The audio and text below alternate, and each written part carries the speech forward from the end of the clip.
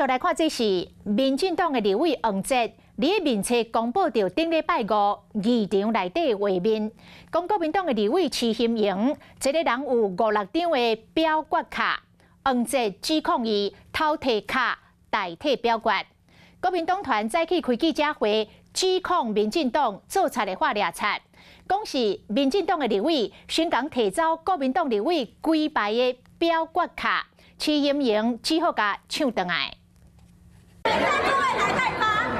民进党的立委大声的抗议，拢是因为立法院的表决大战，表决卡嘛变成争议焦点。你为什么手动变成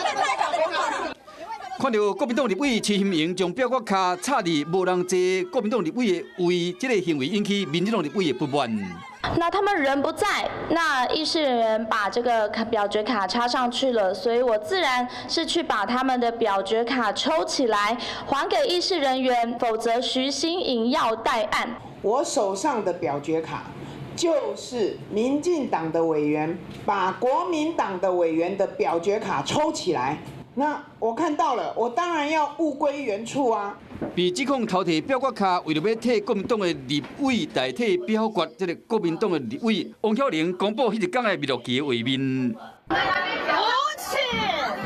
画面中有翕到民进党立委区议员将无人坐为表决卡直接甲抽走，是讲依照立法委员的行为法第7条第9项的规定，不得对依法行使职权的艺术人员做不当之要求，也是干扰。然后立委互相抢表决卡，已经违反规定啊！这场艺术大战更加引起全世界注意。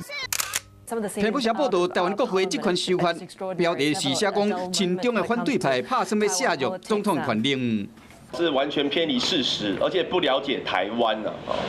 完全是偏离事实哈。第一个，这个跟什么亲中反中没有关系。那因为过去我们的行政权实在太独大了，这扩权可能包括了立法委员本身都可以来当检察官，都可以来当法官的角色。所以呢，当然是涉及到现在蓝白是我们国内的主要的在野的力量对行政权的侵略跟扩张。